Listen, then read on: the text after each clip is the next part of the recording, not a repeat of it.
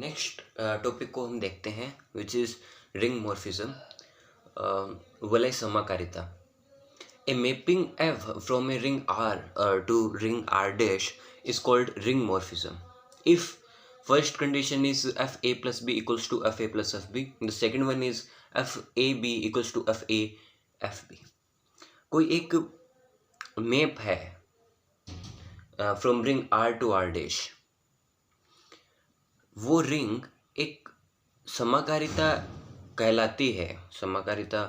कहलाती है वो मैप यदि f a plus b equals to F a plus f b और f a B equals to F a f b हो।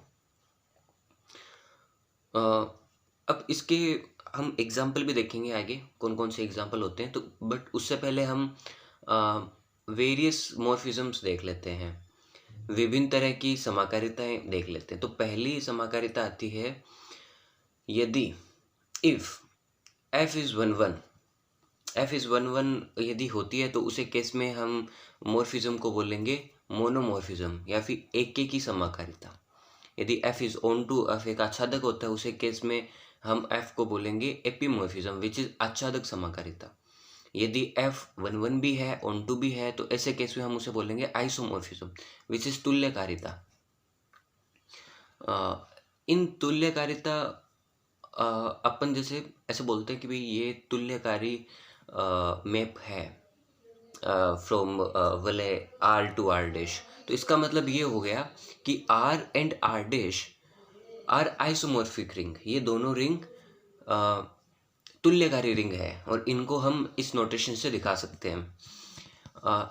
अब यदि आर और आर डैश दोनों इक्वल एक ही रिंग है तो हम ऐसे केस में एंडोमॉर्फिज्म बोलेंगे, जैसे बोलते हैं अपन अंतकारिता। हाँ, मैप जो एफ है वो चाहे कैसे भी हो, लेकिन यदि R equals to R dash हो जाए, मैप चाहे कैसे भी हो कोई फर्क नहीं पड़ता, लेकिन ये जो होगा वो अंतकारिता होगा। अब यदि एफ 1 1 है, एफ ऑन टू है और साथ ही साथ में दोनों रिंग भी एक ही है, तो ऐसे केस में हम इसको बोलेंगे जो ऐसा जो एफ होगा प्रतिचित्रण होगा उसको हम बोलेंगे ऑटोमॉर्फिज्म विच इज स्वकारिता। ओके, हम इसके भी एग्जांपल्स देखेंगे एक एक, लेकिन उससे पहले हम ये देख लेते हैं kernel of ring morphism. So ring समाकारिता की एसटी। So the kernel of a morphism of a ring to a ring R dash is a set X belongs to R fx equals to 0 where 0 dash is 0 element of R। इस definition का मतलब ये है कि जैसे मान लो आपके पास एक होमोमॉर्फिज्म है, ठीक है, तो होमोमॉर्फिज्म में आर के वो एलिमेंट जिनको जब आप रखो उस होमोमॉर्फिज्म में तो आपको जो आर डैश का शून्य अवयव है वो आपको प्राप्त हो, तो ऐसे जो एलिमेंट होंगे उनको हम बोलेंगे कर्नल ऑफ रिंग होमोमॉर्फिज्म। एक एग्जांपल भी देख लेते हैं। Let R be a ring and R dash is a ring of matrix in which the element are like A000 where A belongs to R। Okay, now एक समाकारिता या फिर एक morphism हमें दी हुई है R dash to R which is like F A000 equals to A। अब हमको ये सिद्ध करना है यहाँ पे कौन सी समाकारिता है या फिर कौन सी रिंग मॉर्फिज्म है यहाँ पे।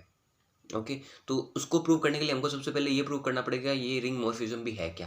तो रिंग मॉर्फिज्म के लिए दो कंडीशन होती है, F a plus b equals to F a plus f b और f a B equals to F a f b. Okay, so ये अपन को सेटिस्फाई करना है और क्लियरली ये दोनों सेटिस्फाई हो जाएगी, तो इसका मतलब ये हो गया कि F is a ring morphism. Okay, now we have to show that कि भी जो एफ है, जो ये प्रतिचित्रण है, ये 1 1 है, ऑन टू है, ये क्या है। तो उसके लिए 1 1 के लिए हम क्या करते हैं कि F A equals to F B लेते हैं।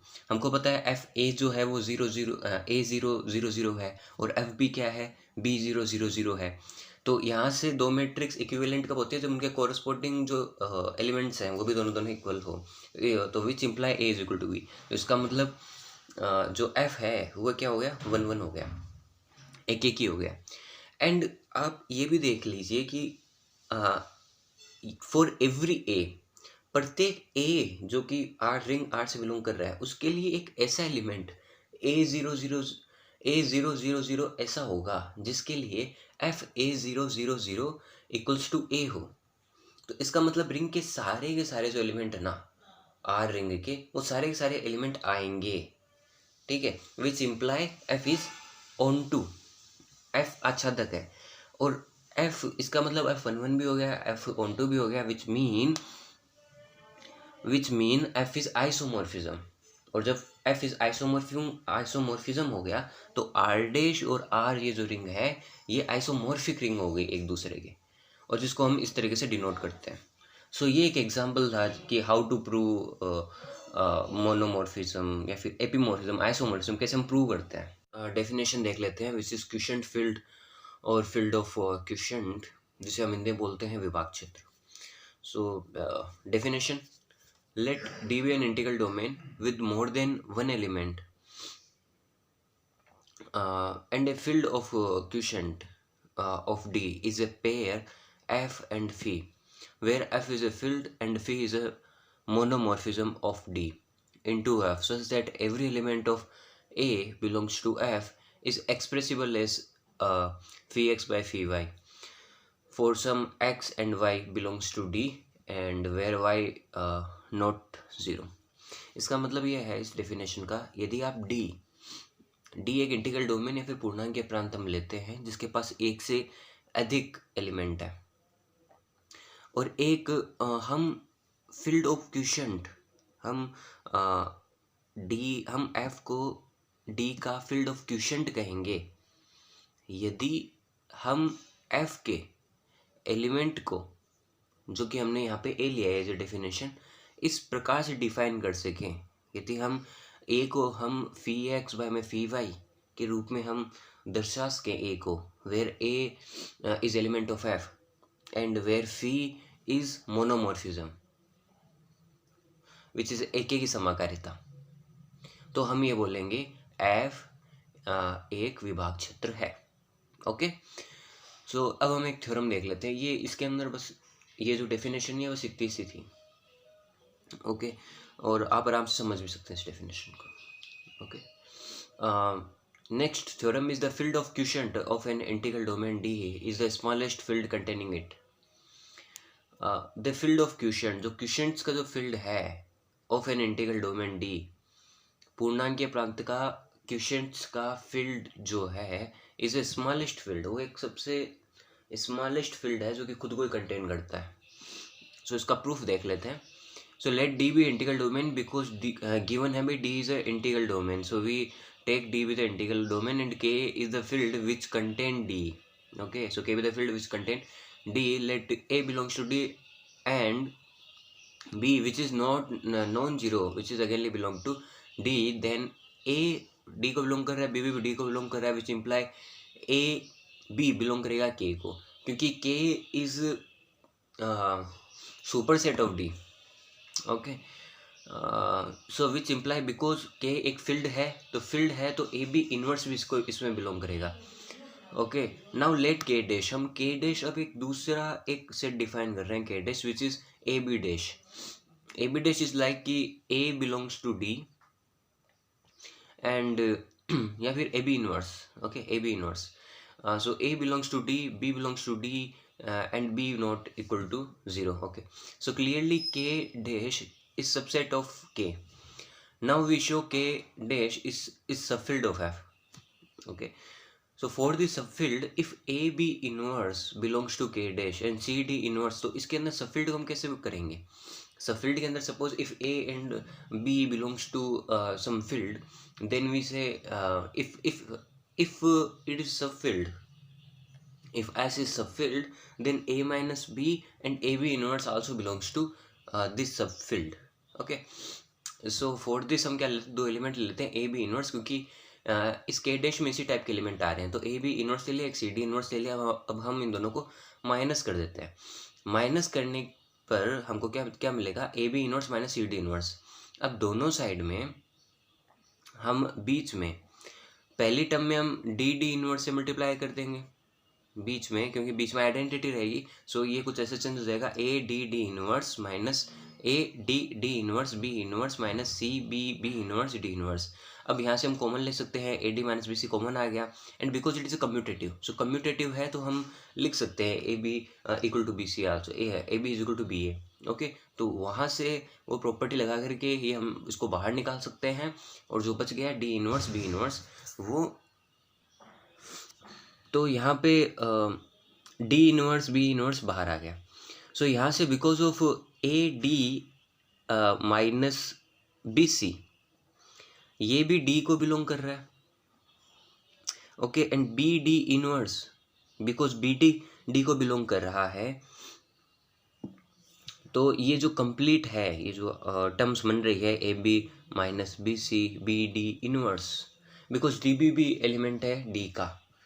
ओके, और जो के डैश है वो इसी टाइप से बन रहा है, B A B inverse type से। ओके, और यहाँ पे बी भी नॉन जीरो डी भी नॉन जीरो, तो इनवर्स का एग्जिस्टेंस होगा, तो ये जो कंप्लीट जो टर्म है वो के डैश के अंदर बिलोंग कर जाएगी। Again if zero, if d if we say c d inverse belongs to k dash, then c is non-zero, d is non-zero, and we say a b inverse c d inverse का inverse equals to a b inverse d c inverse, which is again equal to, इसको हम थोड़ा सा सही तरीके से लिख रहे हैं, ठीक है, which is A D C D inverse B C का होल इनवर्स। जब आप इसको ओपन करोगे, ओपन करने के बाद में अपन को फिर से वही दे देगा, हेंस के dash is a subfield of के। तो हमने दो प्रॉपर्टी यहाँ पे सेटिस्फाई करा दी, ए माइनस बी को भी उसी सबफील्ड के अंदर प्रूव करवा दिया कि ये उसी सबफील्ड का एलिमेंट है, और ए बी इनवर्स भी उसी फील्ड का एलिमेंट है, तो ये सबफील्ड हो गया किसी एक पर्टिकुलर का, अच्छा सेट का एलिमेंट है, ठीक है। नाउ अब हमको क्या करना है, एक मैपिंग लेनी है, एक फील्ड है अपने पास, ये क्वोशिएंट फील्ड है जो कि f is equal to A by B, where A and B belongs to D and B non zero. अब हमको ये प्रूव करना है कि ये जो फील्ड है ये के डैश के साथ में आइसोमॉर्फिक है। सो हम एक मैपिंग ले लेते हैं f from the field f to K dash, which is f A B equals to A B inverse for all A B equals to f। तो f is onto as f A, हम दो element ले लिए ना quotient के, f A B equals to f C D. तो यहाँ से हम क्या देख सकते हैं, f ए बी जो होगा वो ए बी इनवर्स हो जाएगा, equals to C D inverse हो जाएगा, और यहाँ से हम फिर से मल्टीप्लाई कर देते तो दोनों साइड राइट साइड में बी डी से, और because it is a commutative ना, तो यहाँ से हम लिख सकते हैं A D equal to B C, और from here A by B equals to C by D. Again हम यहाँ से लिख सकते हैं, again because of is onto as for every A B inverse belongs to K, there exists a by b belongs to f such that f a b equals to a b inverse। अब यहाँ पर ये 1 1 भी prove होगी, जो mapping f है वो 1 1 भी है, ऑन टू भी है। अब हमको ये प्रूव करना है कि f जो है, जो f मैपिंग है, ये एक रिंग मॉर्फिज्म भी है, वलय समाकारिता भी है। तो इसके लिए f a by B plus C by D जब होगा वो उसको अपन को इसको इक्वल दिखाना है, F A by B plus F C by D, और ये एज यूजुअल हो जाएगा, आराम से ये प्रूव हो जाएगा। तो ये इम्प्लाई करेगा, और आल्सो सेकंड कंडीशन और होती है रिंग मॉर्फिज्म की, कि F A by B dot C by D equals to F A by B dot F C by D. तो ये दोनों कंडीशन प्रूव हो जाएगी, एज यू कैन सी। इसका मतलब एफ एक रिंग मॉर्फिज्म होगी। Okay, so f is isomorphism from field f to k dash। अब हम यदि, इसका मतलब क्या हो गया, f आइसोमॉर्फिक हो गया k dash की। Okay, if k dash he f हो जाए, इट मे पॉसिबल, ये पॉसिबल है, यदि k dash ही f हो जाए, तो यदि इन दैट कंडीशन, बिकॉज जो d है, d basically subset of K, ये हमने पहले ही गिवन था ये, which imply F is subset of K, because K dash is subset of K, और के डैश यहाँ पे हमने एफ ले लिया, तो इसका मतलब F is subset of K which is a field, and hence ये F is smallest field. Okay, which contain quotient field also, और क्वेशंट फील्ड ही एफ है यहाँ पे। Okay, so F is smallest field which contain it, prime field, जिसे हम हिंदी बोलते हैं अभाज्य क्षेत्र। A field F is said to be a prime field if it has a no proper subfield. एक फील्ड जिसके पास कोई भी प्रॉपर सब फील्ड नहीं होता है उसे हम प्राइम फील्ड बोलते हैं, अभाज्य फील्ड बोलते हैं, अभाज्य क्षेत्र। सो एज एग्जांपल आप देख सकते हो, जैसे Q which is a field of rational number is a prime field. How can you prove this? So solution देख लेते हैं। लेट F इज a subfield of Q. If F is a subfield of Q, then F is subset of Q, and because F is subfield of Q, then 1 is also belongs to F. Now if 1 is belongs to F, because suppose how can I say like 1 is belongs to F? Because ये पहली एक चीज़ होती है कि ring तत्समय की या फिर identity होनी चाहिए रिंग में। Okay, so 1 is belongs to F. Now if 1 is belongs to F, so 1 + 1 + dot dot dot dot n's time 1, so which mean n belongs to f. Okay, and where n belongs to natural number, again n belongs to f, which imply -n belongs to f, and for all n belongs to f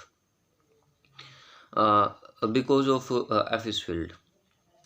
Now Z belongs to F. Now set A belongs to Z, B belongs to Z, B not equal to 0, then A belongs to F. 0 0 B is non-zero element which is belongs to F, which imply because it is a field, then AB inverse also belongs to F. Okay, so it's mean Q, it's mean, so AB inverse belongs to F, which mean Q is subset of F, because every element of the Q we can written as AB inverse. Okay, so Q is subset of F, but our assumption is F is subfield of Q, so which mean F is subset of Q. So from these two things we can write like F equals to Q. Okay, so it's imply Q is prime field because for Q there is no subfield of Q. Okay, now the second example, the field ZP with modulo addition modulo P and multiplication modulo P, okay, is prime for its prime number P. So इसके लिए भी हम एक कोई field F ले लेते हैं। F जो फील्ड होगा वो ZP का सबसेट होगा, क्योंकि हमने माने सब फील्ड है तो वो सबसेट भी होगा। So it's imply because identity भी फील्ड के अंदर आएगी तो 1 बिलोंग्स टू F होगा।